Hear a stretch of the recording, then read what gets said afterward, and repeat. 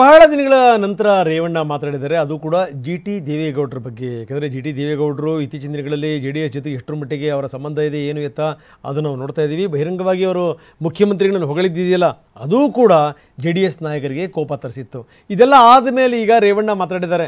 ನೋಡಿ, ಜಿ.ಟಿ. ದೇವೇಗೌಡರು ಮಗನ ಸಹಿತವಾಗಿ ಹಿಂದೆನೇ ಅರೆಸ್ಟ್ ಆಗಬೇಕಾಗಿತ್ತು, ಅವರು ಉಳಿದಿದ್ದೇ ಕುಮಾರಸ್ವಾಮಿಯಿಂದ ಅಂತಾರೆ ರೇವಣ್ಣ. ಜಿ.ಟಿ. ದೇವೇಗೌಡರನ್ನ 2017 ಇದೇ ಸರ್ಕಾರ ಇತ್ತು, ಕಾಂಗ್ರೆಸ್. ಅವತ್ತು ಸಾಯಂಕಾಲ ಯಾವುದೋ ಒಂದು ಏನು ಜಿ.ಟಿ. ದೇವೇಗೌಡರು ಏನು ಲೂಟಿ ಹೊಡೆದವನೇನ್ರಿ, ಅವ್ರ ಮಗೇನು ಲೂಟಿ ಹೊಡೆದವನ, ಯಾರ್ಯಾರು ಲೂಟಿ ಹೊಡೆದವ್ರು ಅದಿರಲಿ, ಟೈಮ್ ಬಂದಾಗ ಹೇಳ್ತೀನಿ. ಅವತ್ತು ಜಿ.ಟಿ. ದೇವೇಗೌಡರನ್ನ ನನಗೊಂದು ಪೊಲೀಸ್ ಆಫೀಸರ್ ಫೋನ್ ಮಾಡಿದರು, ನಮ್ಮ ಅಭಿಮಾನಿ. ಸರ್, ನೈಟ್ ಇವತ್ತು ಜಿ.ಟಿ. ದೇವೇಗೌಡರನ್ನ ಅರೆಸ್ಟ್ ಮಾಡೋಕ್ಕೆ ರಾತ್ರಿ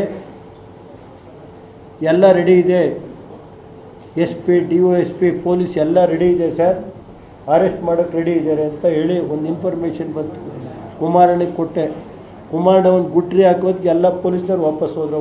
ಅವತ್ತು 2017-18 ಕುಮಾರಣ್ಣನ ಗುಟ್ರಿ ಹಾಕ್ದ. ಕುಮಾರಣ್ಣನ ಗುಟ್ರಿಗೆ ಎಲ್ಲ ಓಡೋದ್ರು. ಯಾವ ಕೇಸು ಅಂತ ಕೇಳ್ರಪ್ಪ. ಅಲ್ಲಿ ಈಗ ಆಡಳಿತ ಪಕ್ಷದ ನಾಯಕರಿದ್ದಾರಲ್ಲ, ಯಾವ ಕೇಸೆಲ್ಲ ಅವತ್ತು ರಾತ್ರಿ ಪೊಲೀಸೆಲ್ಲ ಬಂದಿತ್ತು. ಜಿ.ಟಿ. ದೇವ್ ಅವತ್ತು ನನ್ನಂಗೆ ಅವರು ಅವತ್ತೇನಾದ್ರು ಕುಮಾರಣ್ಣ ಗುಟ್ರಿ ಆಗ್ತೋ ಇದ್ರೆ ಅಪ್ಪ ಮಕ್ಕಳ ಪತ್ತಿನ ನನ್ನಂಗೆ ಜೈಲಲ್ಲಿ ಇರಬೇಕಾದ್ರು.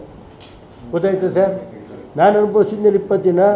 ಕುಮಾರಣ್ಣನ ಗುಟ್ರಿ ಕುಮಾರಣ್ಣನ ಗುಟ್ರಿ ಜಿ.ಟಿ. ದೇವೇಗೌಡರನ್ನ ನಾವು ಸರಿಪಡಿಸ್ಕೊಳ್ಳೋದು ನಮಗೆ ಗೊತ್ತಿದೆ.